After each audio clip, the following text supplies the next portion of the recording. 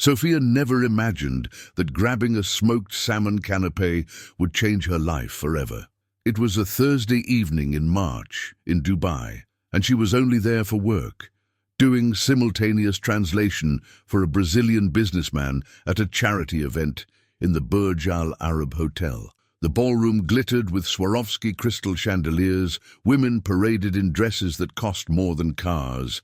Men in Italian suits laughed loudly, clutching flutes of French champagne. Sophia, 28 years old, in a simple black dress from a discount store, was trying to blend into the background while doing her job. She had just picked up the canapé from a silver tray when she heard the voice. Loud, cutting, with a heavy Arabic accent. "Look at that! Another one who doesn't take care of herself and still has the nerve to show up at events like this." Sophia froze. The entire ballroom seemed to fall silent in that moment. She turned slowly and saw him, Rashid Al Mansour, the billionaire who owned half the skyscrapers in Dubai, pointing directly at her. He was surrounded by a group of men in suits who laughed along with him. Sophia felt her face burn. 200 people were staring at her now. The canapé slipped from her fingers and hit the marble floor. "I'm sorry, I didn't," she began, but Rashid was already walking toward her, a cruel smile on his lips. He was 35, tall, black hair perfectly styled, a Patek Philippe watch gleaming on his wrist, the kind of man used to having everything and everyone at his feet. "How much do you weigh?" "About 175 pounds?" Rashid asked, loud enough for everyone to hear. Sophia felt tears burning in her eyes. 180, she whispered, not knowing why the hell she was answering. Rashid let out a laugh that echoed through the ballroom. "I'll make you a proposition. See that dress over there?" He pointed to a mannequin in the corner of the hall, a white Dior size 4 that would be auctioned that night. "If you fit into that dress in 6 months, I'll marry you and give you $1 million. The ballroom erupted in laughter. Someone started filming with their phone. Sophia saw camera flashes, heard whispers, felt the world spinning. "This is ridiculous," she managed to say, her voice shaking. "What's ridiculous is refusing $1 million. Or don't you even have the discipline for that?" Rashid turned to his friends. "How much you want to bet she doesn't last even a month?" The men laughed louder, some already reaching for their wallets to place actual bets. Sophia couldn't breathe properly. The Brazilian businessman she was translating for had disappeared somewhere. No one came to defend her. Everyone just stared as if she were an animal in a zoo. She dropped her work folder, her purse, and ran. She crossed the ballroom on shaky legs, pushed through the revolving door, reached the women's bathroom lined with pink marble. She locked herself in a stall and collapsed. She cried so hard she was sobbing, her whole body shaking. 15 minutes later, she came out of the stall and looked at her reflection in the giant mirror. Red eyes, smeared mascara, wrinkled black dress. But there, in that luxury bathroom she could never afford, something changed inside Sophia. A cold, dense rage began to rise from her stomach to her chest. She wiped her face with paper towels, fixed her hair, and grabbed her phone. The video was already on the internet, already had 3 million views. The next day, Sophia boarded the flight back to São Paulo. During the 14-hour trip, she didn't sleep. She just stared out the window, the sky changing from blue to orange to black. When she arrived at the small apartment she shared with her sister on the east side of town, she went straight to her room and didn't come out for 3 days. Her sister, Camila, knocked on the door dozens of times. "So, you need to eat something, please." Sophia didn't respond. She lay there, staring at the ceiling, with her phone beside her showing the numbers. 5 million views now. The comments were a battlefield. "What a bastard that Arab is. She should sue. But let's be honest, she is overweight. $1 million? I'd do it in the first month. Poor thing. She must be destroyed. She's a translator, makes good money. Why doesn't she take care of herself?" Sophia read everything, each word stabbing like a knife. On the 3rd day, Camilla broke down the door. Literally. She called a locksmith, paid $200, and came in. "That's enough. Get up right now. Sophia looked at her sister. Camilla was 23, a personal trainer, toned body, the opposite of her in every way. "You don't understand," Sophia said in a voice hoarse from crying. "I was humiliated in front of 200 people. I became an international joke. My career is over." Camilla sat on the bed. "Your career isn't over, but your self-esteem has been on the floor for years and you know it. That asshole just threw in your face what you already felt." The words hurt more than the humiliation, because they were true. Sophia knew it. Since adolescence, she'd struggled with her weight, with food, with her image in the mirror. She'd done 20 different diets, all lasted 3 weeks maximum. She'd bought a treadmill that became a clothes rack. She'd cried in store fitting rooms when the pants wouldn't button. "He does this to other women," Camilla said suddenly. "What?" "I researched him. Rashid Al-Mansour. He's been making these challenges for years. Always with women he considers imperfect. He's publicly humiliated at least 10 of them." Sophia sat up in bed. "What do you mean?" Camilla showed her phone. There was an article in English from a Dubai newspaper. He did this to a Lebanese model because she had cellulite, to a TV host because she had stretch marks, to a businesswoman because she wore glasses. The guy's a psychopath. Sophia read the entire article. It had testimonies, photos, stories. All the women had been psychologically destroyed. One developed severe depression, another never appeared in public again. And then Sophia saw it, his ex-fiancée, Layla Farah, a beautiful Arab woman, green eyes, who had been engaged to Rashid 2 years ago. The article said he had publicly broken off the engagement because she gained 3 kilograms before the wedding. Layla had a nervous breakdown, developed anorexia, and was still hospitalized in a Swiss clinic to this day. Sophia felt her stomach turn, not from disgust, from pure rage. "He destroys women for sport," she said out loud. Camilla nodded, "and gets away with it because he has money and power." Sophia got out of bed for the first time in 3 days. She went to the window, looked at the busy street below, the cars, people rushing with their normal lives. "I'm going to accept the challenge." Camilla's eyes widened. "Are you insane?" "You don't need to prove anything to that asshole. It's not about proving anything. It's about destroying him." Sophia turned, and Camilla saw something different in her sister's eyes, a determination she had never seen before. "He thinks women are disposable, that he can humiliate and walk away laughing. I'm going to show him he's wrong. I'm going to fit into that dress. I'm going to show up in front of him. And I'm going to expose every rotten thing he hides." Camilla was silent for a moment. "Are you sure about this?" Sophia nodded. "I've never been more sure of anything in my life." That same night, Sophia recorded a video. Hair tied back, no makeup, deep dark circles, but steady gaze. "My name is Sophia Mendes. I was publicly humiliated by Rashid Al-Mansour in Dubai. He offered me $1 million in marriage if I fit into a size 4 dress in 6 months. I accept. Not for the money, not for the marriage, but because men like him need to learn that women are not jokes. See you in September, Rashid. Get ready." She posted the video on all social media platforms. In 2 hours it had 10 million views. The international media exploded. Newspapers around the world covered it.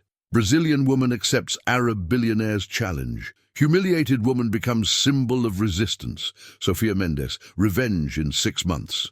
Rashid gave an interview to a Dubai TV channel.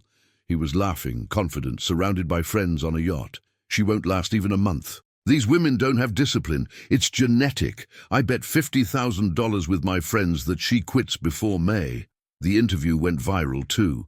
Sophia watched his video 3 times. With each word, the anger grew. But now it was controlled anger, cold, focused. The next day, she sought out the best nutritionist in São Paulo, Dr. Patricia Almeida, trained in the United States, specialist in eating disorders. "I need to fit into a size 4 dress in 6 months, Sophia said at the first appointment. Dr. Patricia looked at her seriously. "Why?" Sophia told her everything, the humiliation, the video, the challenge, Rashid, the other women. Dr. Patricia listened in silence, taking notes. You know this isn't healthy, right? Making a transformation out of revenge? Sophia shook her head. It's not just revenge. It's justice. He destroyed the lives of at least 10 women. Someone needs to stop him. Dr. Patricia sighed. Okay, but we're going to do this right. No crazy diet, no medication, nothing that will harm your health. In the initial exams, Dr. Patricia discovered something Sophia never knew. She had undiagnosed binge eating disorder. You eat when you're anxious, sad, bored. It's not a lack of willpower. It's a medical condition. Sophia felt a strange relief. She finally had a name for what she'd felt since adolescence. Can this be treated? Yes, but it's a long process. It requires therapy, nutritional re-education, patience. 6 months is not much time.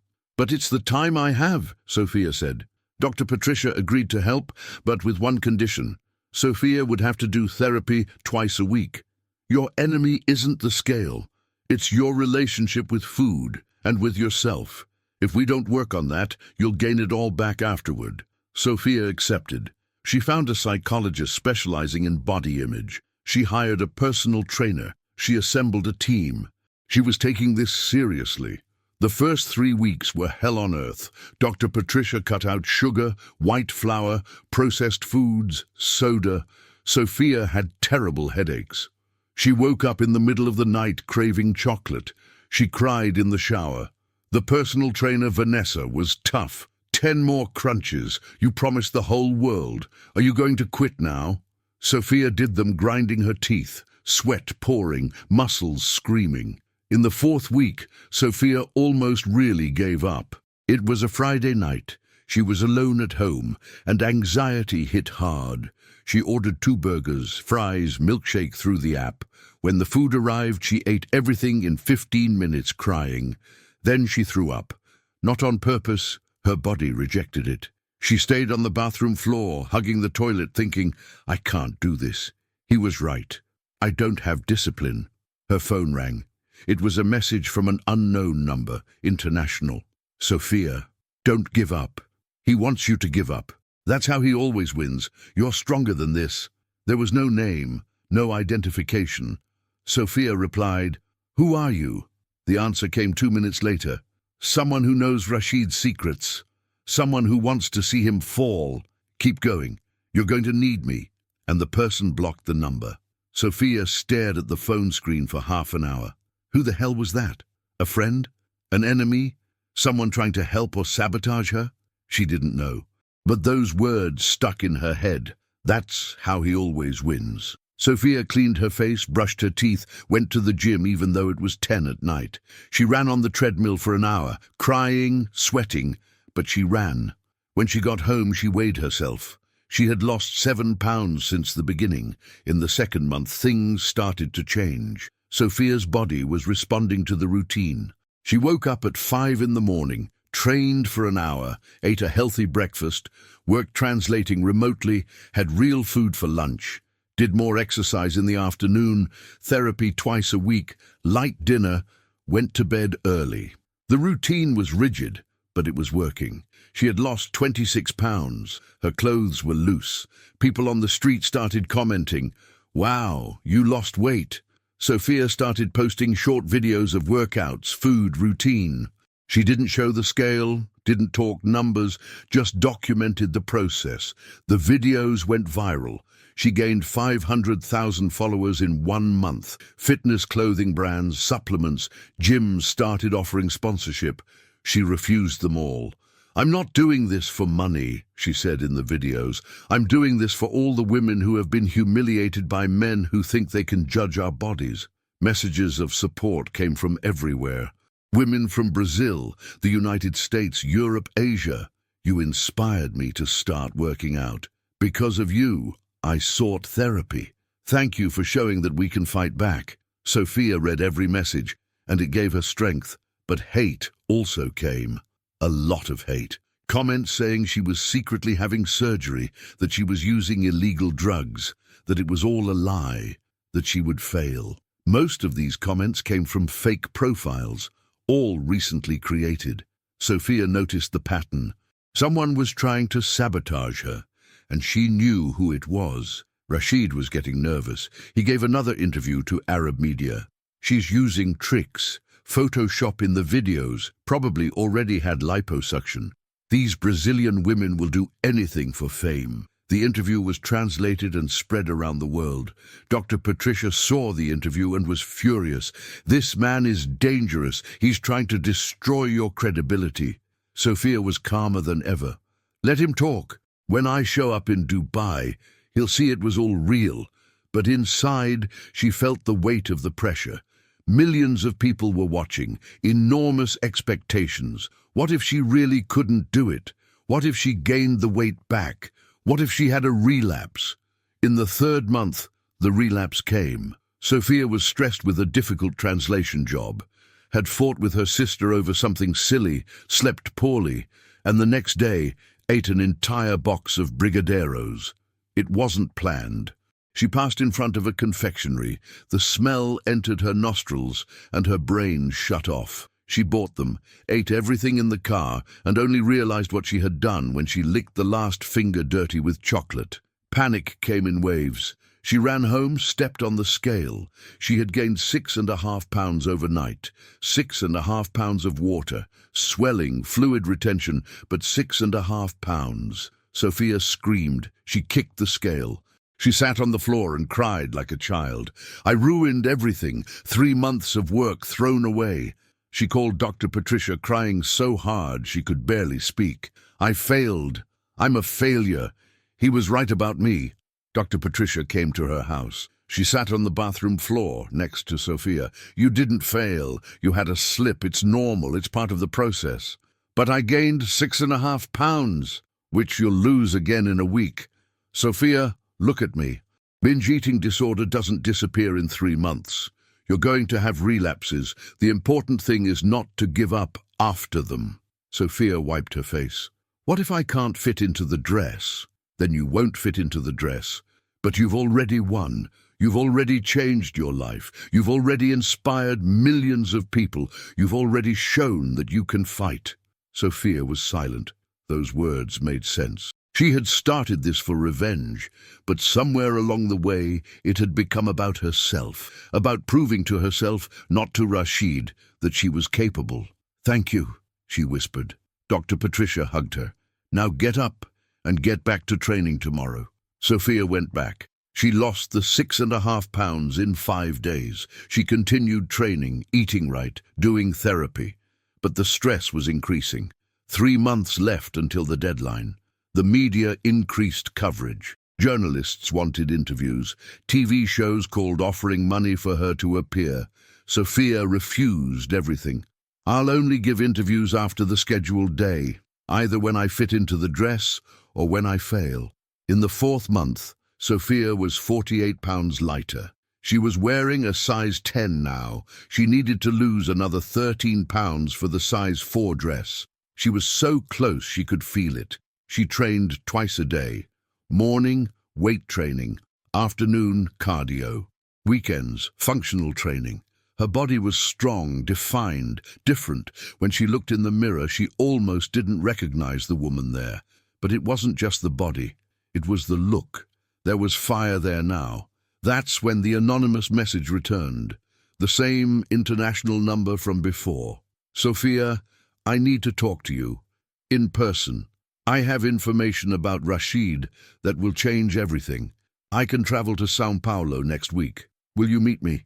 Sophia was suspicious. It could be a trap. It could be Rashid himself wanting to know where she lived, but curiosity was stronger.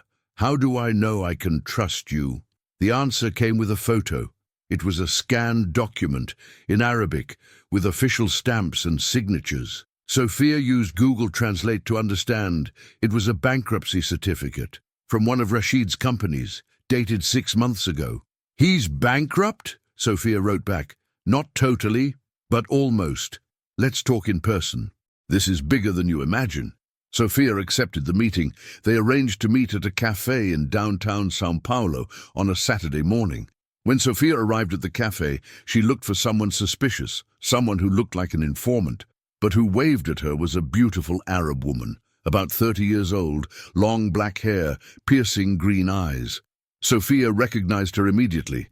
It was Layla Farah, Rashid's ex-fiancée, the woman who was hospitalized in Switzerland with anorexia. "You left the clinic?"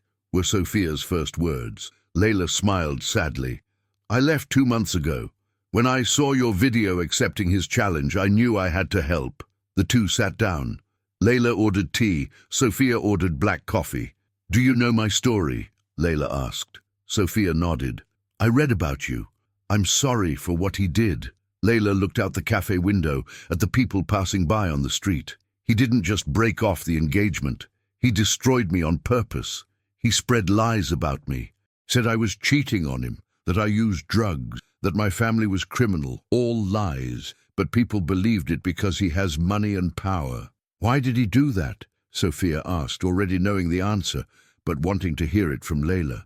"Because I discovered the truth. Rashid isn't a billionaire. He's a fraud." Sophia almost knocked over her coffee cup. "What do you mean?" Layla took a tablet from her purse. She opened several documents, spreadsheets, emails, bank statement. "His empire is a disguised pyramid scheme. He takes money from investors, promising absurd returns on real estate ventures. He uses money from some to pay others. Classic Ponzi scheme." Sophia looked at the documents. There were debts of $50 million, lawsuits from investors in court, seized properties, frozen bank accounts. How does he still maintain the facade? Because he's good at public relations. He appears at events, parties, yachts, luxury cars, everything rented or borrowed. He lives on image. And these bets he makes with women, they serve to generate media and attract new investors who think he's powerful and confident. Sophia felt nauseous. "He uses women's humiliation as a marketing strategy." Layla nodded. "Exactly. The more controversial he is, the more attention he gets. More idiotic investors show up wanting to do business with the cool billionaire who speaks his mind. It's disgusting." Sophia was silent, processing. "Why are you telling me this?" "Because you have something I never had, massive media exposure. Millions of people watching your every step. If you publicly expose Rashid on Challenge Day in front of journalists from around the world, he won't be able to suppress it. It'll be the end of him." Layla held Sophia's hand on the table. "Help me get revenge. Help avenge all of us." Sophia looked into Layla's eyes and saw pain, anger, hope. "I'll expose him. But I need concrete evidence. Things the police and courts can use." Layla smiled for the first time. "I have it. I have everything. Audio recordings of him confessing the fraud to partners, emails ordering threats to investors who wanted out, fake tax documents. I saved everything during the engagement. He never knew." Sophia squeezed Layla's hand back. "Then let's destroy this son of a bitch together." In the next 2 months, Sophia trained like never before and worked with Layla behind the scenes. Layla returned to Dubai pretending she was still in the Swiss clinic. She got more evidence, meeting recordings, testimonies from unjustly fired employees, list of defrauded investors. Sophia organized everything, translated documents from Arabic to English and Portuguese, compiled a complete dossier. Meanwhile, she continued losing weight. In the 5th month, Sophia was 61 pounds lighter. She was at the right weight for the size 4 dress. Doctor. Patricia did complete exams, everything healthy. It hadn't been surgery, it hadn't been illegal drugs, it had been hard work and professional monitoring. Sophia was proud, but not relieved. The fear of gaining the weight back was constant. "This is normal," the psychologist explained. "You're going to have to deal with this for the rest of your life. The difference is that now you have tools." Rashid was also changing his approach. He offered $100,000 for Sophia to quit and cancel everything. She refused publicly. He raised it to $300,000. She refused again. He got irritated, gave interviews saying she was opportunistic and only wanted fame. The pressure was mounting from both sides. Sophia barely slept. She trained, ate, worked, planned Rashid's exposure, all automatically. That's when the threats started. Anonymous messages in Instagram DMs. "Quit or you'll regret it. We know where you live. Watch out for your sister." Sophia showed everything to the police. They filed a report but couldn't trace the profiles. Probably trolls, the detective said. Sophia didn't think they were trolls. It was too serious. She hired private security for herself and Camilla. She only left the house when necessary. Layla confirmed Rashid's friends really did make threats. He has connections with dangerous people in Dubai, people who owe him a lot of money and would do anything to keep the scheme running. Sophia was scared for the first time, not for herself, but for her sister, her family. "Is it worth continuing?" she asked Layla on a call. "You're in danger too. We can let it go." "No!" Layla almost shouted.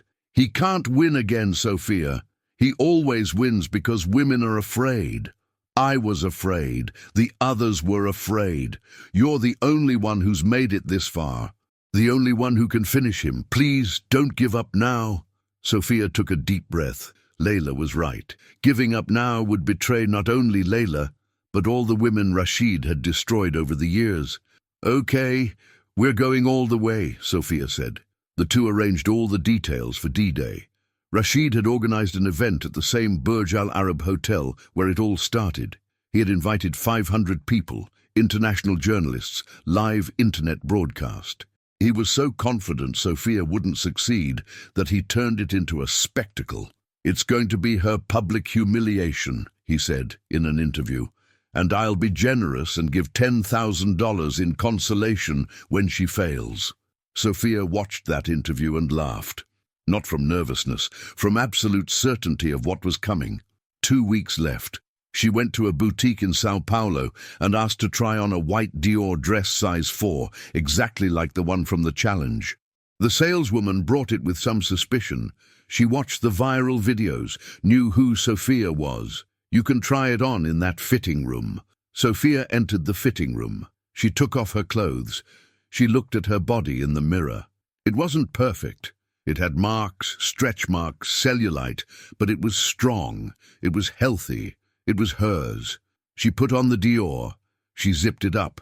The dress fit perfectly, like a glove. Sophia looked at her reflection and smiled. She was no longer the humiliated woman from the viral video. She was someone else, someone who had fought and conquered herself first. She came out of the fitting room. The saleswoman's eyes widened. "Wow, it's perfect." Sophia spun in front of the boutique's large mirror. The dress fell impeccably, elegant, sophisticated. "I'm not buying it," Sophia said. "I just wanted to make sure I made it." The saleswoman understood and smiled. "You made it. Now go out there and destroy that guy." Sophia thanked her and left. She was ready. 1 week to go. The last days were chaotic. The media was going crazy. Newspapers from around the world sent correspondents to Dubai. Social media only talked about it. Hashtag De Sophia vs Rashid was trending globally. 10 million people confirmed they would watch the live broadcast. Rashid gave interviews every day, always confident, always mocking. "She won't show up, and if she does, she won't fit in the dress." I bet another $50,000 on it. Sophia boarded the flight to Dubai 2 days before. She took Camilla, Dr. Patricia, the psychologist, and an international lawyer specializing in financial crimes. Layla was already in Dubai, finalizing preparations. They had a detailed plan. Sophia would appear at the event, put on the dress in front of everyone, and at the moment of triumph, expose Rashid with all the evidence. The Dubai police were already notified. Layla had contacts there with honest people who also wanted to see Rashid fall. The day arrived, September 23rd, exactly 6 months since the humiliation. The Burj Al Arab ballroom was packed. 500 people, TV cameras, photographers, journalists. The original Dior dress was displayed on a glass mannequin in the center of the stage. Rashid arrived in a white suit, surrounded by friends, smiling as if he'd already won. He went up on stage and grabbed the microphone.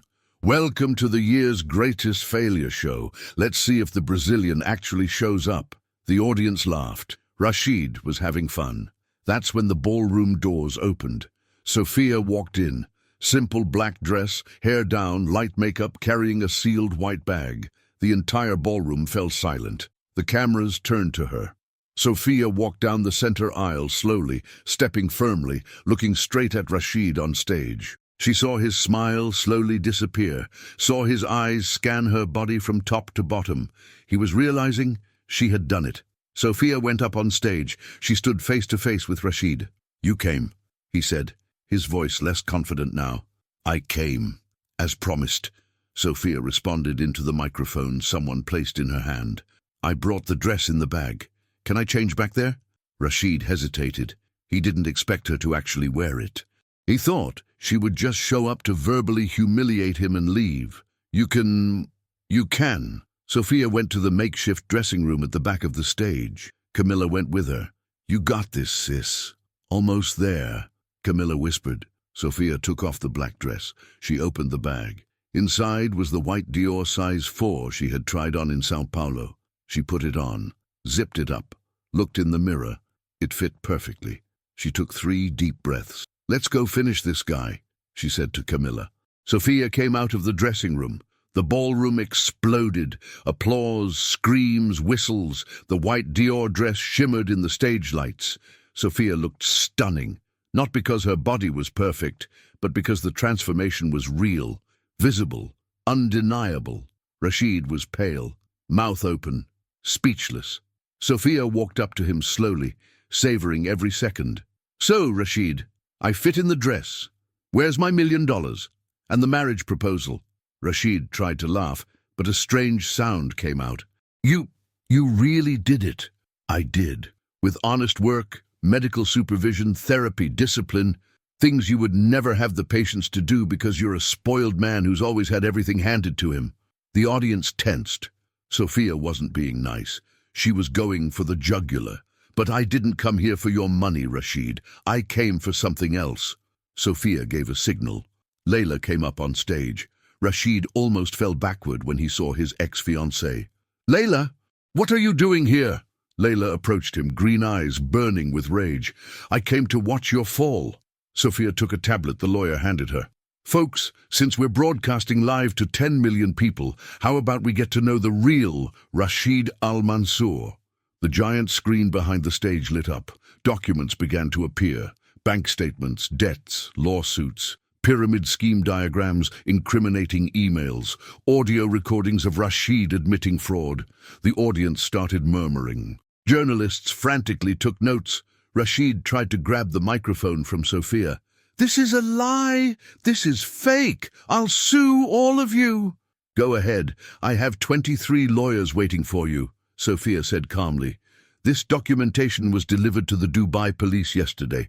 There are search and seizure warrants being issued right now for your companies. There's a preventive arrest warrant with your name on it. It's over, Rashid. You lost." As if scripted, and it was. Police officers entered the ballroom at that exact moment. 3 uniformed officers walked toward the stage. Rashid tried to run. Literally. He jumped off the stage and ran toward the side exit. But hotel security blocked him. The officers reached him in seconds. "Rashid Al-Mansour, you're under arrest for tax fraud, pyramid scheme, money laundering, and witness intimidation." They handcuffed him in front of everyone. The cameras captured everything. The man who humiliated women, who destroyed lives for fun, was being dragged away in handcuffs. The ballroom erupted in shouts, half applauding, half shocked. Journalists ran to do live reports. Sophia stood on stage, still in the white Dior dress, watching Rashid being taken away. He screamed that he was innocent, that it was a setup, that he would sue everyone. No one believed it. The evidence was too solid. Layla was crying next to Sophia, but they were tears of relief. "We did it," she whispered. "We did," Sophia replied. In the following days, Rashid's empire crumbled like a house of cards. Investors sued him demanding $300 million back. Banks froze all accounts. Properties were seized. Cars, yachts, everything confiscated. His companies declared bankruptcy. Employees were laid off. The house of cards fell in 48 hours. And the worst for him, 15 women he had humiliated over the years came forward with lawsuits for emotional damages. The story became a worldwide headline. "Billionaire who humiliated women is unmasked." $300 million financial fraud exposed. Brazilian woman brings down empire of lies. Sophia gave interviews to all the major outlets, CNN, BBC, Al Jazeera, the New York Times. She told everything: the humiliation, the journey, the revenge, the alliance with Layla, the plan to expose Rashid. The promised $1 million obviously never appeared. Rashid had no money. But Sophia didn't care. She had gained something much more valuable: self-respect. She had proven to herself that she was capable of anything, that she could transform pain into strength, that she could fight and win. The brands that had offered sponsorship before came back. Now Sophia accepted some. She used the money to found an NGO. The NGO was called Dress of Courage. It was dedicated to helping women victims of psychological abuse, eating disorders, and low self-esteem. Sophia offered free therapy, nutritional guidance, personal training, support groups. Layla joined her as co-founder. The two became symbols of female resistance. They gave lectures at universities, companies, events. They wrote a book together, The Revenge Dress: How We Turned Humiliation into Justice. The book sold 2 million copies in the first year. It was translated into 30 languages. It became an international bestseller. Sophia and Layla used the profits to expand the NGO. They opened branches in 10 countries. They helped more than 50,000 women in the first 2 years. Their story inspired a Netflix documentary that won an Emmy. It inspired a dramatic series that became a sensation. Sophia and Layla became internationally recognized activists. Meanwhile, Rashid was serving 12 years in a medium-security prison in Dubai. He lost everything: money, reputation, friends, family. His mother died of heartbreak a year after his imprisonment. His father publicly disowned him. No one visited him.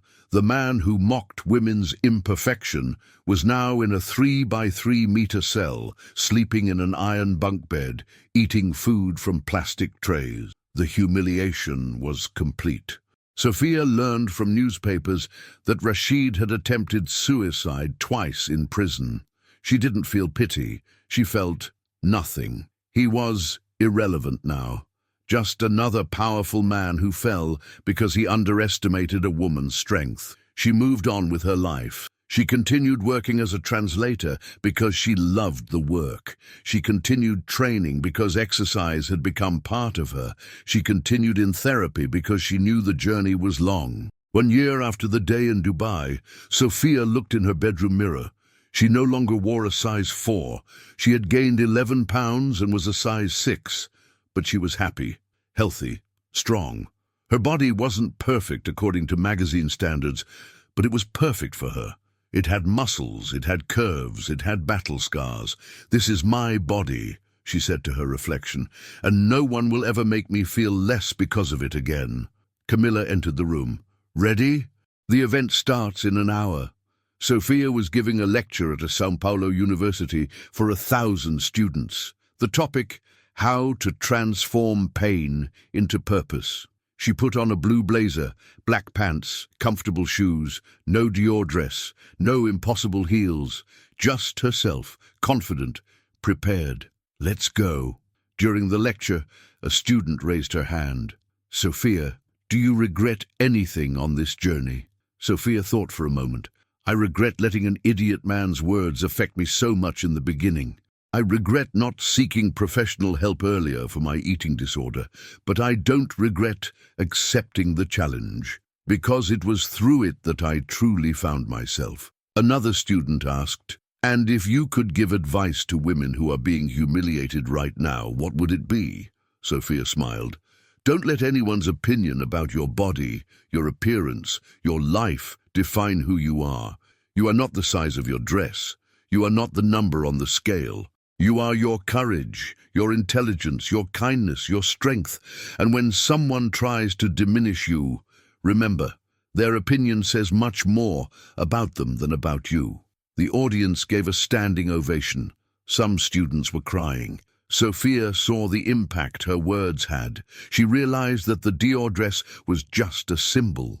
The real transformation hadn't been in her body. It had been in her mind, in the courage to face internal and external demons, in the decision not to be a victim, but the protagonist of her own story. No one could take that from her.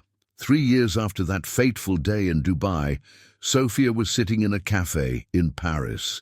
She had just signed a contract with the UN to bring the Dress of Courage NGO to African countries where women suffered systematic abuse. Layla was beside her, now completely recovered from anorexia, healthy, happy, married to a Lebanese doctor who truly loved her. The two had become best friends. Sophia's phone rang. It was an email from Rashid's lawyer, subject, "Request for forgiveness." Sophia hesitated before opening it. Layla noticed. "From him?" Sophia nodded. "He wants forgiveness. Are you going to respond?" Sophia looked out the cafe window. Fine rain was falling in Paris. People were running with umbrellas. The Eiffel Tower gleamed in the distance. No. Forgiveness is something we give when the other person deserves it, when they show real change. He only wants forgiveness because he's imprisoned and alone. It's not about real remorse, it's about self-pity, Layla agreed. You already won. You don't need to give him anything else. Not hate, not forgiveness. He is nothing. Sophia deleted the email without reading the complete content. She put away her phone. She took a sip of coffee. You know what's funny? He humiliated me, wanting to destroy me. But he gave me the greatest gift without knowing it. He forced me to become the best version of myself. If it weren't for that horrible day, I never would have changed, never would have treated my disorder, never would have created the NGO, never would have saved thousands of women. So you're grateful to him? Layla asked. No, I'm grateful to myself for choosing to fight instead of giving up, for transforming poison into medicine. He was just the catalyst. The magic was all mine. Layla smiled. Wow, you could put that on a motivational poster. They both laughed. It was good to laugh. It was good to be alive. It was good to have won. Today, 5 years later, Sophia is 33 years old. She maintains a stable weight of 150 pounds, size 8, and she's happy like this. The NGO has helped more than 200,000 women in 40 countries. The book continues selling. The lectures sell out. Rashid is still in prison, serving 8 years now, 4 more to go. Sophia doesn't think about him anymore. He's just a footnote in her story, a villain who served as a stepping stone to her heroism. And when young women ask Sophia what the secret was, she always answers the same thing. There is no secret. There is decision. You decide that no one will define you. You decide that you will fight. You decide that you deserve respect, love, dignity, and then you act according to that decision. Every day, even when it's hard, especially when it's hard, because in the end, the only person you need to prove anything to is yourself. And if you're reading this now and you've been through similar humiliation, have heard that you're not good enough, that you need to change to be accepted, listen carefully. You don't need to fit into any dress to prove your worth. You already have worth. Just by existing, just by being here, breathing, fighting, surviving. The dress is a metaphor. The real clothing you need to wear is courage. And that has no size. It fits everyone who decides not to give up. Share in the comments. Have you ever let someone define your value? And how did you react? Let's create a chain of stories of overcoming, because the more we share, the more women realize they're not alone in this fight.